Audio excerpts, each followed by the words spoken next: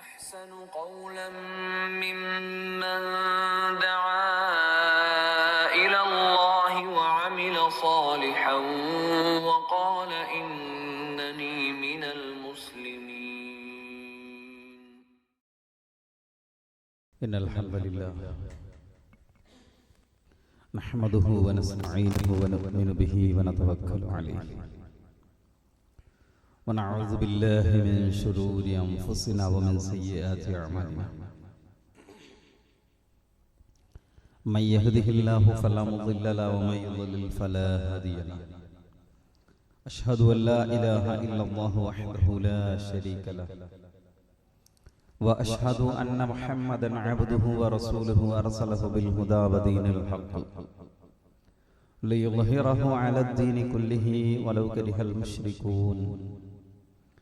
اللهم صل على محمد وعلى آل محمد كما صليت على إبراهيم وعلى آل إبراهيم إنك حميد مجيد. اللهم بارك على محمد وعلى آل محمد كما باركت على إبراهيم وعلى آل إبراهيم إنك حميد مجيد.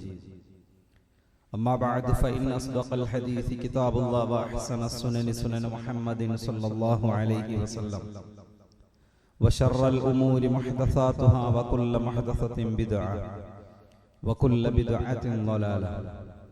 يا أيها الذين آمنوا اتقوا الله حق تقاته ولا تموتن إلا وأنتم مسلمون. أعوذ بالله من الشيطان الرجيم. استغفر لهم أو لا تستغفر لهم إن تستغفر لهم 70 مرة فلن يغفر الله لهم ذلك بأنهم كفروا بالله ورسوله والله لا يهدي القوم الفاسقين. സ്നേഹം നിറഞ്ഞ സഹോദരീ സഹോദരന്മാരെ, വിശ്വാസികളെ, പ്രപഞ്ചനാഥനായ അല്ലാഹുവിനെ സൂക്ഷിച്ച് അല്ലാഹു സുബ്ഹാനഹു വ തആലയുടെ നിയമനിർദ്ദേശങ്ങളും വിധിവിലക്കുകളും ജീവിതത്തിന്റെ എല്ലാ സമയത്തിലും സന്ദർഭത്തിലും സൂക്ഷിച്ചും പാലിച്ചും ജീവിക്കണേ എന്ന് ഓർമ്മപ്പെടുത്തുന്നു, വസിയത്ത് ചെയ്യുന്നു. അല്ലാഹു അവന്റെ സജ്ജനങ്ങളിൽ മുത്തഖീങ്ങളിൽ നമ്മെ എല്ലാവരെയും ഉൾപ്പെടുത്തി അനുഗ്രഹിക്കുമാറാകട്ടെ. സൂറത്ത് തൗബയിലെ 80-ാമത്തെ ആയത്താണ് തുടക്കത്തിൽ ഓതിയത്. വളരെ അത്ഭുതം തോന്നുന്ന ഗൗരവമുള്ള ഒരു കാര്യം ഈ ആയത്തിലൂടെ അല്ലാഹു സുബ്ഹാനഹു വ തആല നബി സല്ലല്ലാഹു അലൈഹി വസല്ലമയോട് പറയുന്നു, ഇസ്തഗ്ഫിർ ലഹും, പ്രവാചകരെ നിങ്ങൾ അവർക്ക് വേണ്ടി പാപമോചനം തേടുക, പുറത്തു കൊടുക്കാൻ വേണ്ടി പ്രാർത്ഥിക്കുക. ഔ ലാ തസ്തഗ്ഫിർ ലഹും, അല്ലെങ്കിൽ നിങ്ങൾ പുറത്തു കൊടുക്കാൻ പ്രാർത്ഥിക്കാതിരിക്കാം. അവർക്ക് പുറത്തു കൊടുക്കണേ എന്ന് നിങ്ങൾ അല്ലാഹുവിനോട് പ്രാർത്ഥിക്കുക, അല്ലെങ്കിൽ പ്രാർത്ഥിക്കാതിരിക്കുക.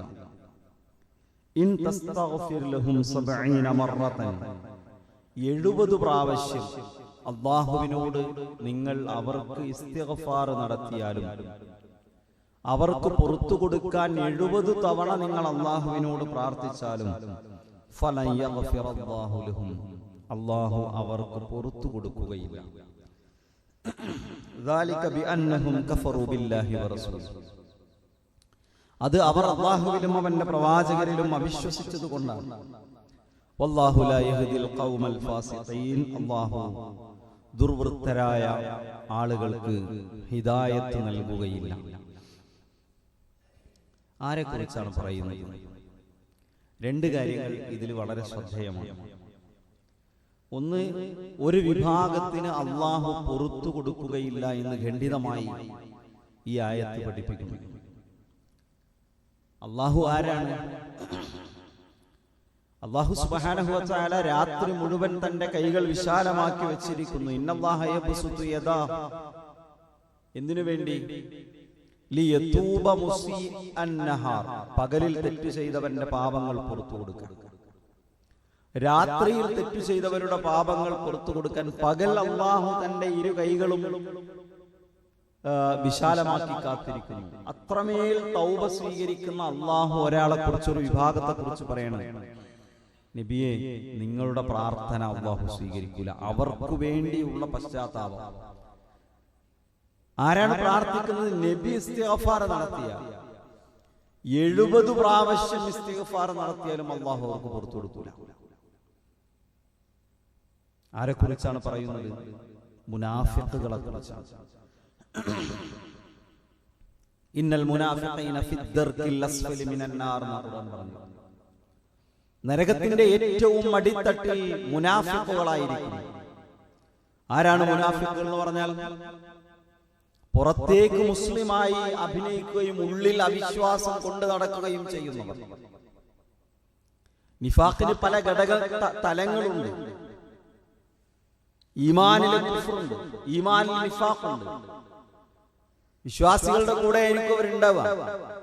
വിശ്വാസികളുടെ അടുത്തെത്തി അവർ പറയും ഇന്നാ മഅക്കും, ഞങ്ങള് മുഅ്മിനീങ്ങളാണ്.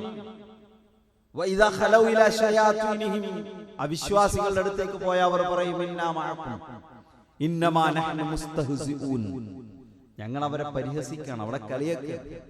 ഞങ്ങൾ യഥാർത്ഥത്തിൽ വിശ്വാസികളൊന്നും ആയിട്ടില്ല, ഞങ്ങൾ നിങ്ങളുടെ കൂടെ തന്നെയുണ്ട്. അബ്ദുല്ലാഹി ഇബ്നു ഉബയ്യ് ഇബ്നു സുലൂലിനെ പോലെയുള്ള ആളുകളുടെ നേതൃത്വത്തിൽ അത്തരം ഒരു വിഭാഗം ആളുകൾ മദീനയിൽ ഉണ്ടായിരുന്നു. പൂർണ്ണമായും ഇസ്ലാം പ്രകടിപ്പിക്കുകയും അവിശ്വാസം കൊണ്ടു നടക്കുകയും ചെയ്യുന്നത് മാത്രമല്ല നിഫാഖ്. നിഫാഖിന് പല പല തലങ്ങളുണ്ട്. കർമ്മത്തിലെ നിഫാഖുണ്ട്, ഈമാനിലെ നിഫാഖ് പോലെ പെരുമാറ്റത്തിലെ നിഫാഖുണ്ട്. ഇതിൽ നിന്നെല്ലാം വിട്ടു നിൽക്കേണ്ടവരാണ് നമ്മളെല്ലാവരും. ഇതൊരു ഗൗരവമുള്ള കാര്യമായി പ്രവാചകൻ പഠിപ്പിച്ചു. നിഫാഖ് കടന്നു വരാതിരിക്കാൻ ധാരാളം കാര്യങ്ങൾ. ആയത്തിൽ മുനാഫിഖ് സലാസ്, മുനാഫിഖിന്റെ അടയാളങ്ങൾ 3 എണ്ണമാണ്. വേറെ ഹദീസിൽ ആയത്തിൽ മുനാഫിഖ് അർബഅ, മുനാഫിഖിന്റെ അടയാളങ്ങൾ 4 എണ്ണമാണ്. പ്രവാചകൻ എന്തിനാണത് പഠിപ്പിച്ചത്? നമ്മുടെ ഉള്ളിലേക്ക് നിഫാഖ് കടന്നു വരാതിരിക്കാൻ.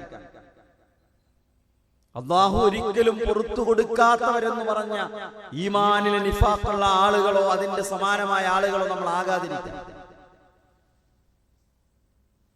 ഉമർ ബിൻ ഖത്താബ് റളിയല്ലാഹു അൻഹുവിന്റെ ചരിത്രം നമ്മൾ കേട്ടിട്ടുണ്ടാകും.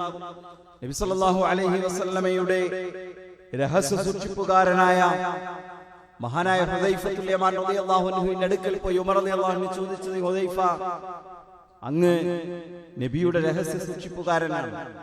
മദീനയിൽ മുനാഫിഖുകൾ ആരാണെന്ന് നബിക്ക് അല്ലാഹു വഹയി മൂലം അറിയിച്ചു കൊടുത്തിട്ടുണ്ട്. പക്ഷെ നബി മുനാഫിഖുകളെ കുറിച്ച് ആരോടും പറഞ്ഞിട്ടില്ല. പ്രവാചകന്റെ രഹസ്യങ്ങൾ പറയുന്ന ഹുദൈഫ റളിയല്ലാഹു അൻഹുവിനോട് മാത്രമാണ് ഇന്ന ആളുകളൊക്കെ മുനാഫിഖുകളാണെന്ന് നബി പറഞ്ഞു കൊടുത്തത്. ഉമർ ഇബ്നുൽ ഖത്താബ് റളിയല്ലാഹു അൻഹു ചെന്നിട്ട് ഹുദൈഫ റളിയല്ലാഹു അൻഹു ചോദിക്കുന്നുണ്ട്, ഞാൻ ആ മുനാഫിഖുകളുടെ ലിസ്റ്റിലുണ്ടോ? ഉമർ പ്രവേശിച്ച വഴിയിലേക്ക് പിശാച് പ്രവേശിക്കുകയില്ലെന്ന് പറഞ്ഞു ഉമർ റളിയല്ലാഹു അൻഹു. അബൂബക്കറും ഫിൽ ജന്ന എന്ന് പറഞ്ഞതിന് ശേഷം ഉമറു ഫിൽ ജന്ന, ഉമർ സ്വർഗ്ഗത്തിലാണ് എന്ന് പ്രവാചകൻ പറഞ്ഞ മഹാനായ ഉമർ റളിയല്ലാഹു അൻഹു നിഫാഖിനെ ഭയന്നിരുന്നു. അത്രമേൽ ഗൗരവമുള്ള സംഗതിയാണ്. ആരുടെ മനസ്സിലേക്കും എപ്പോഴും കടന്നു വരാം. ഞാൻ സഹോദരങ്ങളെ, ഇതൊക്കെ നമ്മൾ പഠിക്കുകയും അത്തരം തെറ്റായ കാര്യങ്ങളിൽ നിന്ന് വിട്ടുനിൽക്കാൻ നിരന്തരമായി പരിശ്രമിക്കുകയും വേണം. പടച്ചോനെ, എന്റെ ഈമാൻ പൂർണ്ണല്ലേ, എന്റെ ഈമാൻ ശരിയല്ലേ എന്ന് നമ്മൾ ഇടക്കിടക്ക് പുനർവിചിന്തനം നടത്തണം.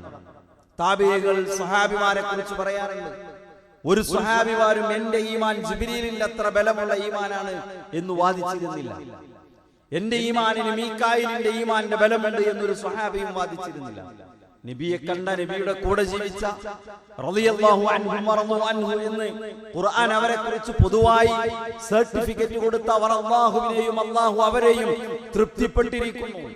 ലാ തസ്ബു അസ്ഹാബി, നിങ്ങൾ എന്റെ സ്വഹാബിമാരെ ചീത്ത പറയാൻ പാടില്ലെന്ന് പ്രവാചകൻ വിലക്കിയ സ്വഹാബിമാർക്ക് പോലും എന്റെ ഈമാനിന് ജിബ്രീലിന്റെ ഈമാനിന്റെ ബലമുണ്ട് എന്ന് പറഞ്ഞിരുന്നില്ല. നമ്മളൊക്കെ എല്ലാം തികഞ്ഞവരാണെന്ന് കരുതി ജീവിക്കാം.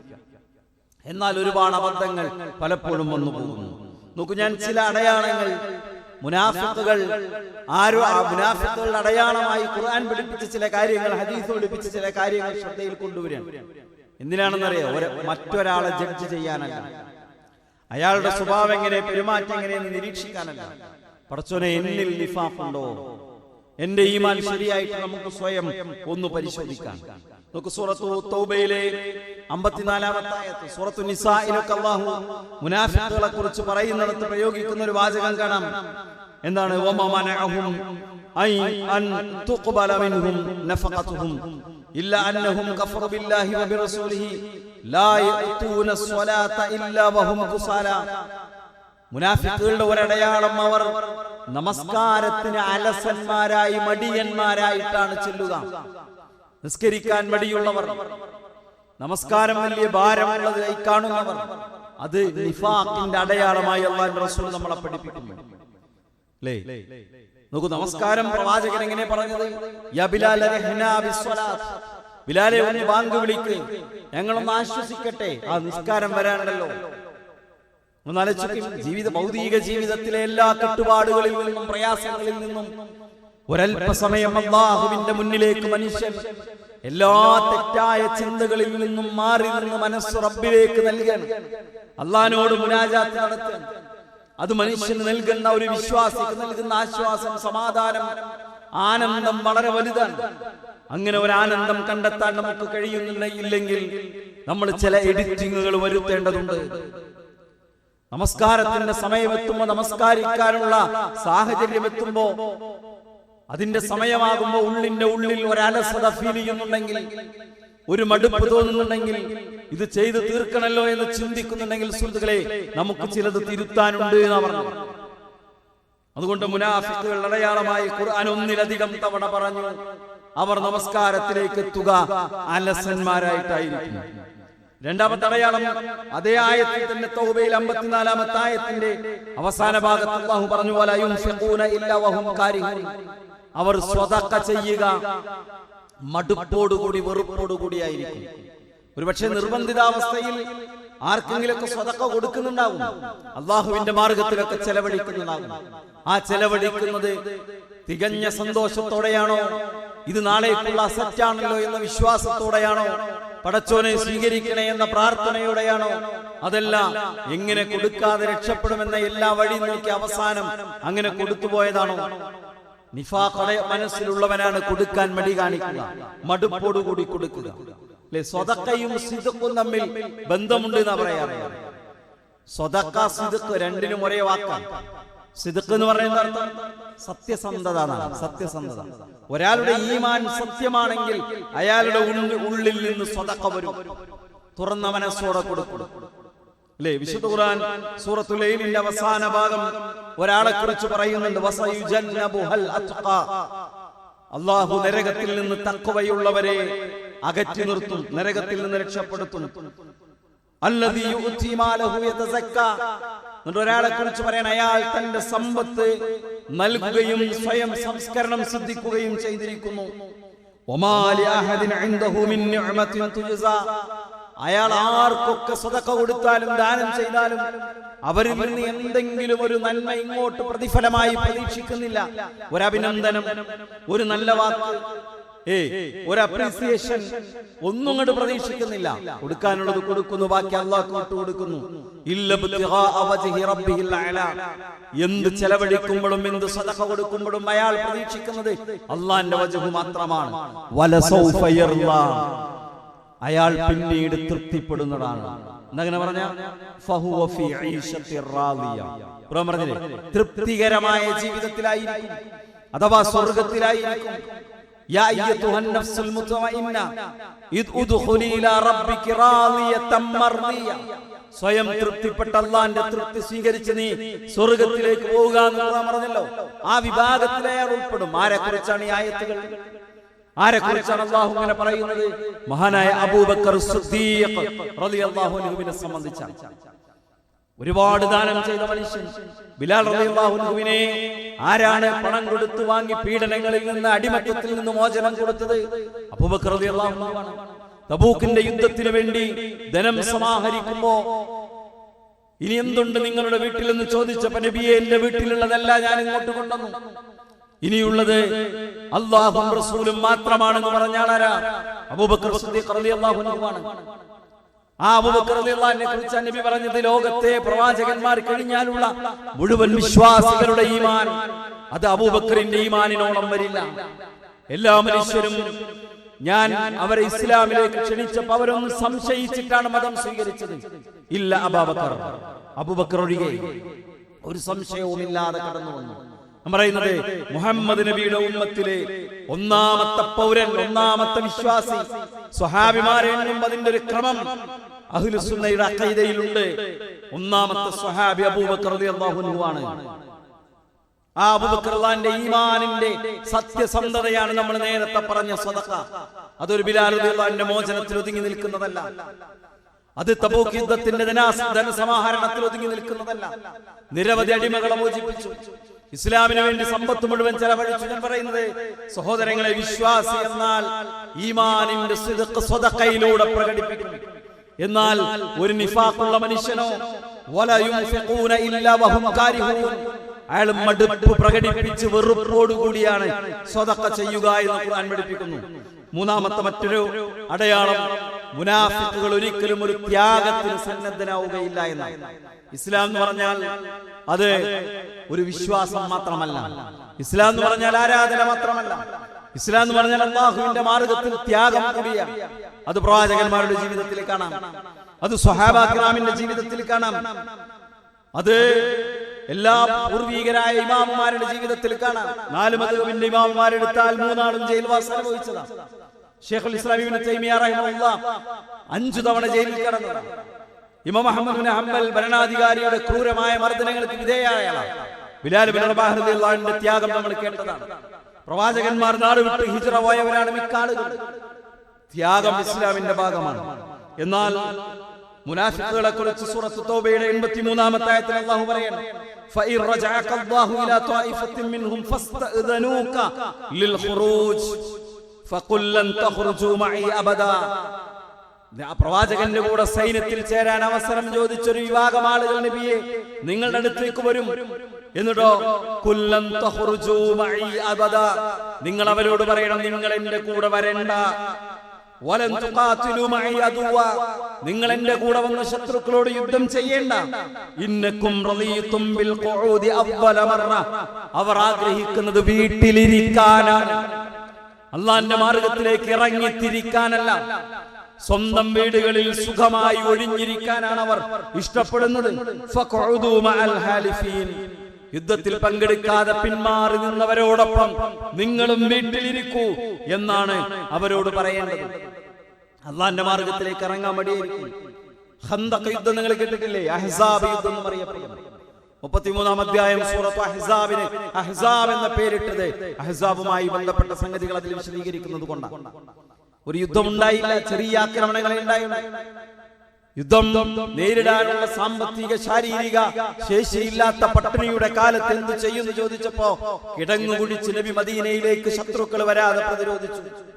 ഖുറൈശികളുണ്ട്, മറ്റു പല ഗോത്രക്കാരുമുണ്ട്, ബനു അസ്വദുകാരുണ്ട്, അത്ഫാൻകാരുണ്ട്. മദീനയിൽ പ്രവാചകനോടൊപ്പം സന്ധിയിൽ ഏർപ്പെട്ടിരുന്ന ജൂതന്മാർ പോലുമുണ്ട്. ഒരു സഖ്യസേന ഇസ്ലാമിനെ മദീനയിലെ മുസ്ലിങ്ങളെ ആക്രമിക്കാൻ വേണ്ടി വരികയാണ്. അവിടെ സൈന്യത്തെ ഒരുക്കുന്ന പ്രവാചകൻ കിടങ്ങുകുടിച്ച് പ്രതിരോധിക്കുന്ന സമയത്ത് സൂറത്ത് അഹ്സാബിലെ 13-ാമത്തെ ആയത്ത്, വഇദ് ഖാലത് ത്വായിഫത്തും മിൻഹും ലാ യാ അഹ്ല യസ്രിബ്, വിശ്വാസികൾ എന്ന് നടിക്കുന്ന ഒരു വിഭാഗം ആളുകൾ പറഞ്ഞു, മദീനക്കാരെ ലാ മുഖാമ ലക്കും, നിങ്ങൾക്ക് പിടിച്ചു നിൽക്കാൻ കഴിയില്ലട്ടോ. ശത്രുക്കൾ വരുന്നുണ്ട്, ഉള്ള ധൈര്യം ചോർത്തിക്കളയുകയാണ്, മുന്നോട്ട് പോകുന്നവരെ പിന്തിരിപ്പിക്കുകയാണ്, സന്നദ്ധരായ ആളുകളെ പിന്നോട്ട് വലിക്കുകയാണ്. ഇവിടെ പറയാം ലാ മുഖാമ ലക്കും ഫർജിഉ, നിങ്ങൾക്ക് പിടിച്ചു നിൽക്കാൻ കഴിയില്ല, അതുകൊണ്ട് നിങ്ങൾ വീട്ടിലേക്ക് മടങ്ങിക്കൊള്ളൂ. മുനാഫിക്കുകളുടെ സ്വഭാവമാണിത്. ദീനിന്റെ മാർഗത്തിൽ മുന്നോട്ട് പോകുന്നവനെ പിൻവലിക്കുക എന്നുള്ളത്. അള്ളാന്റെ മാർഗത്തിൽ ഒരു ത്യാഗത്തിനും സന്നദ്ധനാവുകയില്ല എന്ന ഒരവസ്ഥ. നോക്കൂ, സൂറത്ത് ആല ഇമ്രാൻ 172, 173 ആയത്തുകൾ നമുക്ക് കാണാൻ സാധിക്കും. അല്ലദീന ഇസ്തജാബൂ ലില്ലാഹി വറസൂലി മിൻ ബഅദി മാ അസ്വാബഹുൽ ഖർഹ് ലില്ലദീന അഹ്സനൂ മിൻഹും വത്തഖൗ അജ്റുൻ അദീം. അല്ലാഹു പറയാണ്, അല്ലാഹുവിനും അവന്റെ പ്രവാചകനും അല്ലാഹുവിന്റെ റസൂൽ ക്ഷണിച്ചപ്പോൾ ഉത്തരം ചെയ്തവരാണവർ. മിൻ ബഅദി മാ അസ്വാബഹുൽ ഖർഹ്, വലിയ പ്രയാസം അവർക്ക് ബാധിച്ചതിനു ശേഷവും. ഉഹദ് യുദ്ധം നടന്നു. 70 സ്വഹാബിമാർ രക്തസാക്ഷികളായി. പ്രവാചകന്റെ പല്ല് പൊട്ടി, പ്രവാചകന്റെ ശരീരത്തിലേക്ക് പടയങ്കിയുടെ ആണി തുളഞ്ഞു കയറി.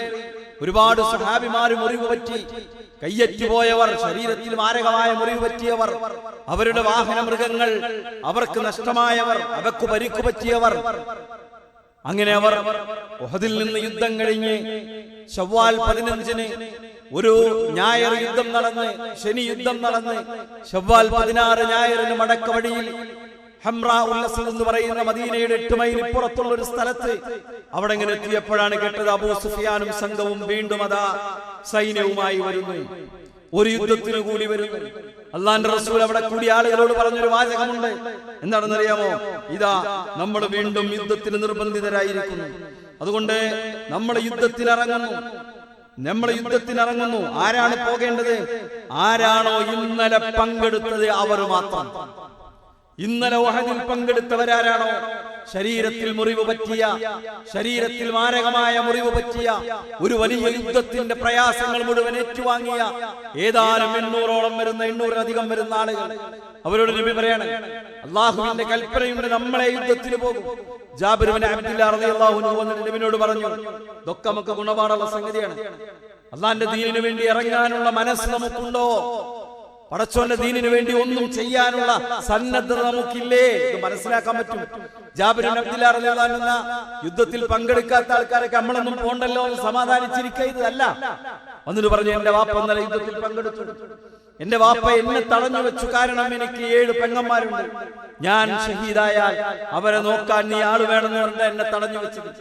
അതുകൊണ്ട് നബിയെ, ഇന്നലെ ഞാൻ പങ്കെടുത്തിട്ടില്ല, ഇന്ന് എനിക്ക് പങ്കെടുക്കാൻ അങ്ങ് അനുവാദം തരണം. ഇതാണ് വിശ്വാസി, ഇതാണ് മുഅ്മിൻ. മനസ്സിൽ ഈമാനുള്ളവന്റെ മനസ്സിലാണ്. ഒളിച്ചോടുകയല്ല, മാറി നിൽക്കുകയല്ല, അള്ളാന്റെ മാർഗത്തിൽ സജീവമായിട്ടുണ്ടാവും. നബി സല്ലല്ലാഹു അലൈഹി വസല്ലം അദ്ദേഹത്തിന് അനുവാദം നൽകി. നോക്കൂ, പക്ഷെ ആ യുദ്ധം നടന്നില്ല. നടക്കുകയില്ലെന്ന് അവർക്ക് അറിയുമായിരുന്നില്ല. അവർ തയ്യാറായി ജീവൻ കൊടുക്കാൻ. ഇന്നലത്തെ യുദ്ധത്തിന് ശേഷം ഇന്നൊന്നുകൂടി അല്ലാഹുവിന്റെ റസൂൽ ആവശ്യപ്പെട്ടപ്പോ ഞങ്ങൾ റെഡി, അവർ സന്നദ്ധരായി. ഇതാണ് മുഅ്മിൻ. എന്നാൽ അതേ സമയം മറ്റുള്ള ആളുകൾ എന്താ ചെയ്തു? ഇവരെ പിന്തിരിപ്പിച്ചു.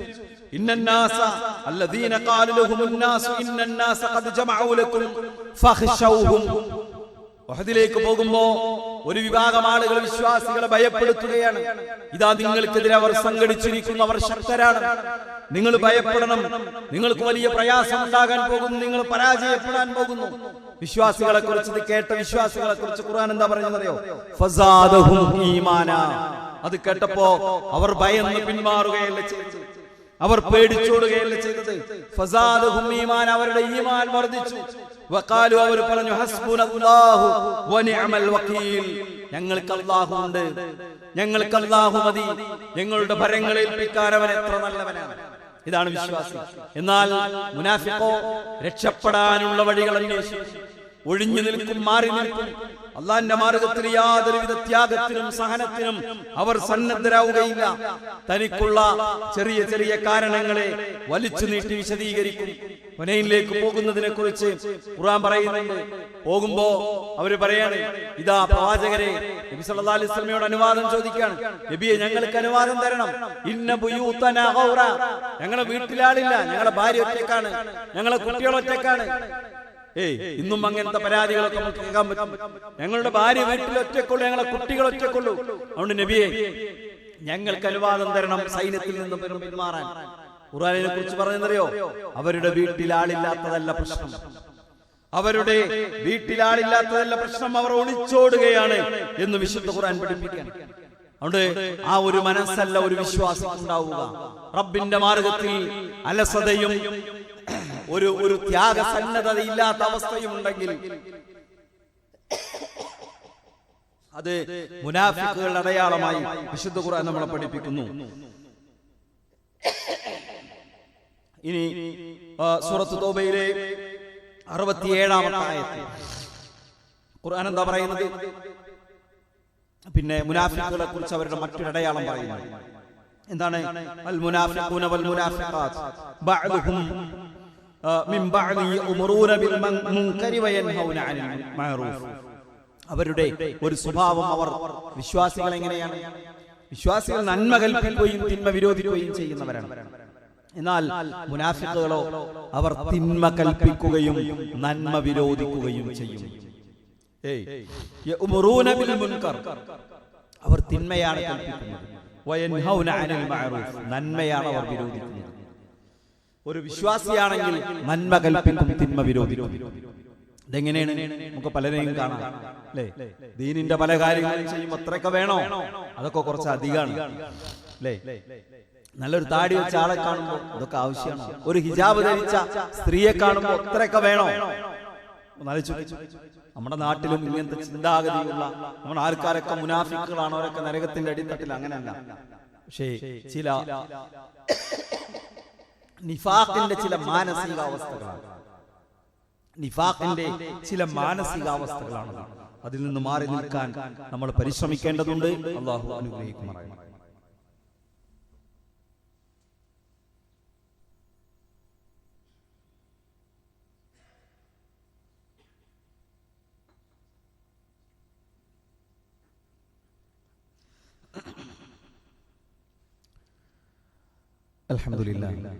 അൽഹംദുലില്ലാഹി റബ്ബിൽ ആലമീൻ വസ്സലാത്തു വസ്സലാമു അലാ നബിയിനാ മുഹമ്മദിൻ വഅലാ ആലിഹി വഅസ്ഹാബിഹി അജ്മഈൻ. അമ്മാ ബഅദ്. ഇത്തഖുല്ലാഹ ഇബാദല്ലാഹ്. സ്നേഹം നിറഞ്ഞ സഹോദരീ സഹോദരന്മാരെ, വിശ്വാസികളെ, അല്ലാഹുവെ സൂക്ഷിച്ച് ജീവിക്കണേ എന്നൊരിക്കൽ കൂടി ഓർമ്മപ്പെടുത്തുന്നു, വസിയത്ത് ചെയ്യുന്നു.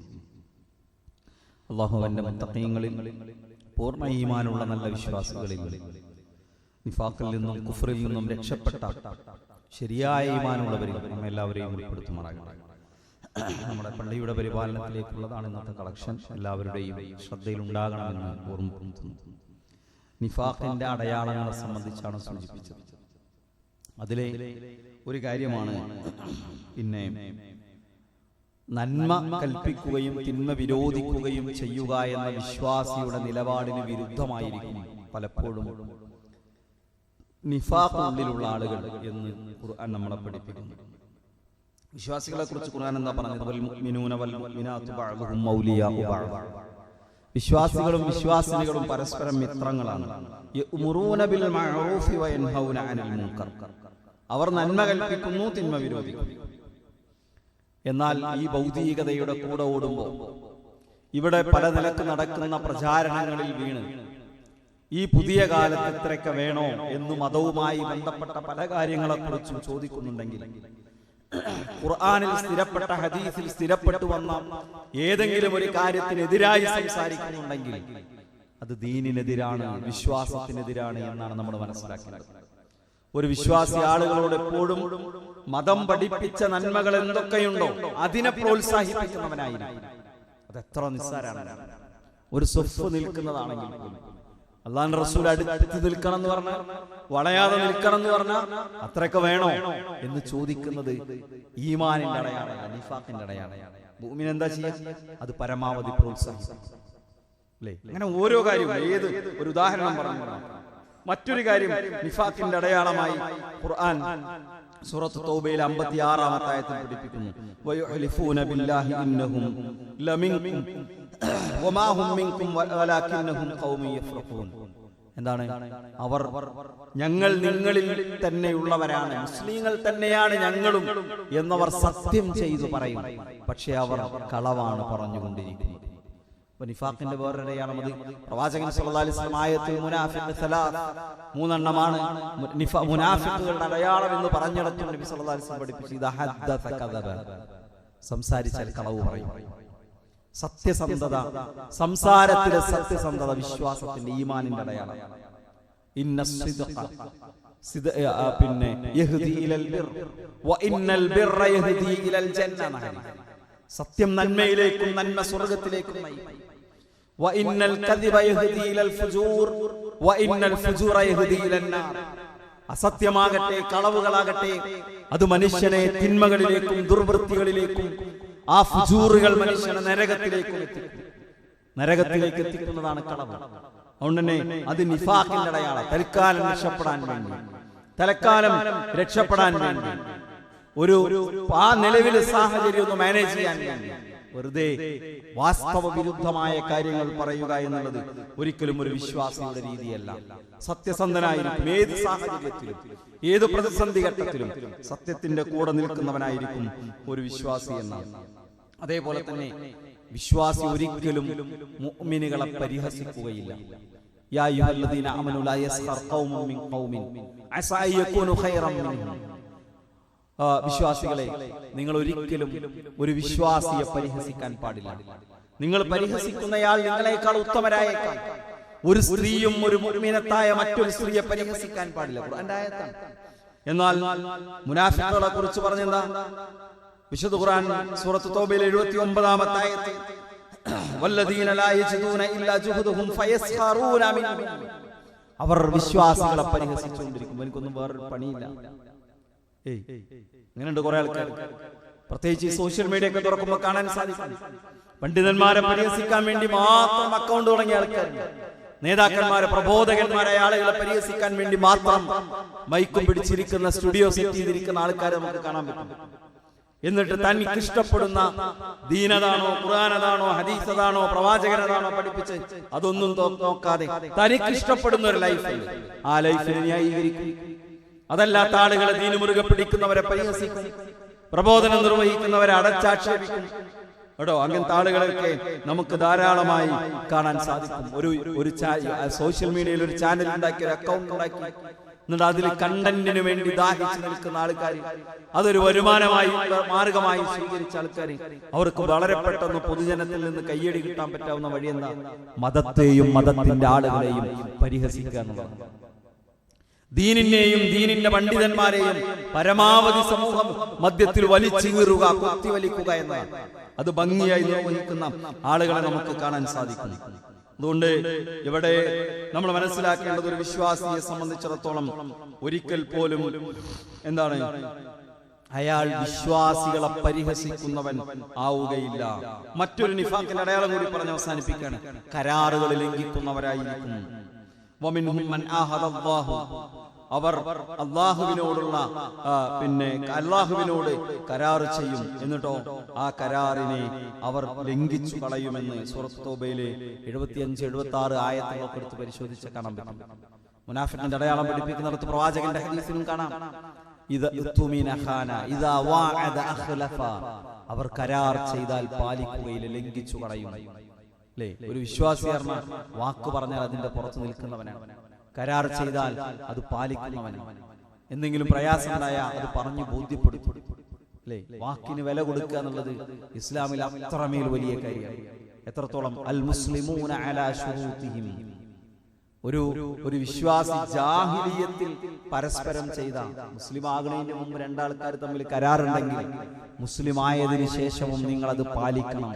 ആ കരാർ മുസ്ലിമായി, ഞാൻ വേറെ മതത്തിലാ, മറ്റാള് വേറെ മതത്തിലാ, അതുകൊണ്ട് ഇനി അതിന് വിലയില്ല എന്ന് പറയാൻ പാടില്ല എന്നല്ല റസൂൽ പഠിപ്പിച്ചു. അൽ മുസ്ലിമൂന അലാ ശുറൂതിഹിം. അതുകൊണ്ട് കരാറുകൾ പാലിക്കണമെന്ന് വഅദല്ലാഹുൽ മുനാഫിഖീന വൽ മുനാഫിഖാതി വൽ കുഫാറ നാറ ജഹന്നമ ഖാലിദീന ഫീഹാ. അങ്ങനെ നിഫാഖിന്റെ അടയാളങ്ങളുമായി അല്ലെങ്കിൽ മുനാഫിഖുകളായി ജീവിക്കുന്ന ആളുകളെ സംബന്ധിച്ചിടത്തോളം അല്ലാഹു അവർക്ക് കരാർ ചെയ്യുന്നത് എന്താണ്? വഅദല്ലാഹുൽ മുനാഫിഖീന വൽ മുനാഫിഖാത് വൽ കുഫാർ, മുനാഫിഖുകൾക്കും അവിശ്വാസികൾക്കും അല്ലാഹു വാഗ്ദാനം ചെയ്യുന്നത് നാറ ജഹന്നമ ഖാലിദീന ഫീഹാ, ശാശ്വതമായ നരകമാണ്. ശാശ്വതമായ നരകമാണ്. ഹിയ ഹസ്ബുഹും, അവർക്കതാണ്, അവർക്കതു മതി, അവർക്ക് അനുയോജ്യമായതാണ്. വലഅനഹുമുല്ലാഹ്, അല്ലാഹുവിന്റെ ശാപം അവരുടെ മേലുണ്ട്. വലഹും അദാബുൻ മുഖീം, അവർക്ക് വലിയ ശിക്ഷയാണ്, നിത്യ ശിക്ഷയാണ് അല്ലാഹു സുബ്ഹാനഹു വ തആല ഒരുക്കി വെച്ചിട്ടുള്ളത്. സുഹൃത്തുക്കളെ, യഥാർത്ഥ ഈമാനിലേക്ക് പ്രവേശിക്കാനാണ് നമ്മൾ പരിശ്രമിക്കേണ്ടത്. യഥാർത്ഥ മുഅ്മിനായി ജീവിക്കാനാണ് നമ്മൾ ശ്രദ്ധിക്കേണ്ടത്. പലപ്പോഴും ആളുകളിൽ ഭൂരിഭാഗവും ഒരു ഓരത്തിൽ കൂടെ ഇങ്ങനെ പോകാനാണ് ഇഷ്ടപ്പെടുന്നത്. ഒരു പരിസരത്ത് കൂടെ പതുക്കെ പോകുക. ഞാനിതിൻ്റെയൊക്കെ കൂടെ ഉണ്ട്, ഞാനും വിശ്വാസിയാണ്. കല്യാണം നടക്കുമ്പോൾ ദീന് വേണം, മരിച്ച അവിടെയൊക്കെ ദീന് വേണം. അല്ലേ? പള്ളിക്കാട്ടിൽ പോകണം, മയ്യത്ത് നിസ്കരിക്കണം. ജീവിതത്തിന്റെ മിക്ക സന്ദർഭങ്ങളിലോ അവിടെ ഒന്നും ദീനില്ല, അവിടെ ഒന്നും മതമില്ല. അവിടെ മതത്തിനെതിരായി സംസാരിക്കും, അവിടെ ദീന് വിട്ട് കളിക്കും, അവിടെ മതത്തിന്റെ അടയാളങ്ങൾ ഒപ്പിച്ചിരിക്കും, അവിടെ വിശ്വാസത്തെയും വിശ്വാസികളെയും പരിഹസിക്കും. അതല്ല, ദീനിന്റെ കൂടെ നിന്ന് ദീനിനു വേണ്ടി ത്യാഗം സഹിച്ച് അള്ളാഹുവിന്റെ മാർഗത്തിൽ സഹനമേറ്റെടുത്ത് ബുദ്ധിമുട്ടുകൾ ഏറ്റെടുത്ത് പ്രയാസങ്ങൾ സഹിച്ച് ഒരു മുഅ്മിനായി ജീവിക്കുമ്പോൾ ദുനിയാവിൽ നേരിടേണ്ടി വരുന്ന എല്ലാ ബുദ്ധിമുട്ടുകളിലൂടെയും കടന്നുപോയി അവിടെയൊക്കെ എന്ത് പ്രതിസന്ധി നേരിടേണ്ടി വന്നാലും മതത്തിൽ അടിയുറച്ച് അങ്ങനെ മുന്നോട്ട് പോകണം. അതാണ് മുഅ്മിൻ, അതാണ് ഈമാൻ. അങ്ങനെ പോകാൻ നമ്മൾ പരിശ്രമിക്കേണ്ടത്. ഉൾവലിഞ്ഞ് ജീവിക്കാൻ ശ്രമിച്ചാലോ, ഒഴിഞ്ഞു മാറി പതുക്കെ അങ്ങനെ പരിസരത്ത് കൂടെ പോകാൻ വിചാരിച്ചാലോ, അതാണ് ഇവിടെ ഏറ്റവും സൗകര്യപ്രദമായി, ഏറ്റവും സൗകര്യമുള്ള ജീവിതം അതാണ്. അത് വളരെ എളുപ്പമാണ്, വളരെ സിമ്പിളാണ്. ഇവിടെ നമ്മളിങ്ങനെ നിന്നെടുത്താൽ മതി. വെള്ളത്തിൽ ഒഴുകിപ്പോകുന്ന ചപ്പു ചവറുകളെ പോലെ നമ്മളെങ്ങനെ അതിന്റെ കൂടെ ആൾക്കാർ കൊണ്ടുപോകും. വളരെ പെട്ടെന്ന് നമ്മുടെ മനസ്സ് അതിനോട് സമരസപ്പെടും. ഇവിടെ നമ്മൾ ചെയ്യുന്ന കാര്യങ്ങളെ വേഗം ന്യായീകരിക്കും. ആ ജീവിതമല്ല സഹോദരങ്ങളെ നമുക്കുണ്ടാകേണ്ടത്. റബ്ബിന്റെ മാർഗത്തിൽ ത്യാഗം സഹിച്ച് മുന്നോട്ട് പോകണമെന്ന ഒരു മനസ്സാണ് നമുക്കുണ്ടാകേണ്ടത്. അത് ശരിയായ ഈമാനിന്റെ അടയാളമാണ്. അല്ലാഹു ആ നിലയ്ക്ക് ജീവിക്കാൻ നമുക്ക് എല്ലാവർക്കും തൗഫീഖ് നൽകി അനുഗ്രഹിക്കുമാറാകട്ടെ. നമ്മിൽ നിന്ന് വന്നുപോയ എല്ലാ തെറ്റുകുറ്റങ്ങളും അല്ലാഹു നമുക്ക് പുറത്തു മാപ്പ് നൽകുമാറാകട്ടെ. പ്രയാസങ്ങൾ അനുഭവിക്കുന്ന, പ്രാർത്ഥന കൊണ്ട് വസിയത്ത് ചെയ്ത ധാരാളം ആളുകളുണ്ട്. നമ്മുടെ ഒരു സഹോദരൻ അദ്ദേഹം രോഗബാധിതനായി കിടക്കുന്നു, പ്രാർത്ഥിക്കാൻ വേണ്ടി ആവശ്യപ്പെട്ടിട്ടുണ്ട്. അല്ലാഹു അദ്ദേഹത്തിൻ്റെതുൾപ്പെടെ എല്ലാവരുടെയും രോഗങ്ങൾക്ക് ശമനം നൽകി അനുഗ്രഹിക്കുമാറാകട്ടെ. മറ്റു പ്രയാസങ്ങൾ അഭിമുഖീകരിക്കുന്ന എല്ലാവരുടെയും പ്രശ്നങ്ങൾക്ക് അല്ലാഹു ഒരു പരിഹാരം നൽകി അനുഗ്രഹിക്കുമാറാകട്ടെ. അല്ലാഹുമ്മ ഗ്ഫിർ ലിൽ മുഅ്മിനീന വൽ മുഅ്മിനാത്ത് വൽ മുസ്ലിമീന വൽ മുസ്ലിമാത്ത് അൽ അഹ്യാഇ മിൻഹും വൽ അംവാത് ഇന്നക മുജീബു ദഅവാതി യാ ഖാദിയൽ ഹാജാത്. അല്ലാഹുമ്മ അജിർനാ മിനൻ നാർ, അല്ലാഹുമ്മ അജിർനാ മിനൻ നാർ, അല്ലാഹുമ്മ അജിർനാ മിനൻ നാർ വഅദ്ഖിൽനാ അൽ ജന്നത യാ റബ്ബൽ ആലമീൻ. അല്ലാഹുമ്മ അഇസ്സൽ ഇസ്ലാം വൽ മുസ്ലിമീൻ വഅദിൽ അശ്ശിർക വൽ മുശ്രിക്കീൻ. റബ്ബനാ ആതിനാ ഫിദ് ദുനിയ ഹസന വഫിൽ ആഖിറതി ഹസനതൻ വഖിനാ അദാബൻ നാർ. റബ്ബനാ തഖബ്ബൽ മിന്നാ ഇന്നക അൻതസ് സമീഉൽ അലീം വതുബ് അലൈനാ ഇന്നക അൻതത് തവ്വാബുർ റഹീം. അല്ലാഹുമ്മ സ്വല്ലി അലാ മുഹമ്മദിൻ വഅലാ ആലിഹി വഅസ്ഹാബിഹി വസല്ലം വൽഹംദുലില്ലാഹി റബ്ബിൽ ആലമീൻ.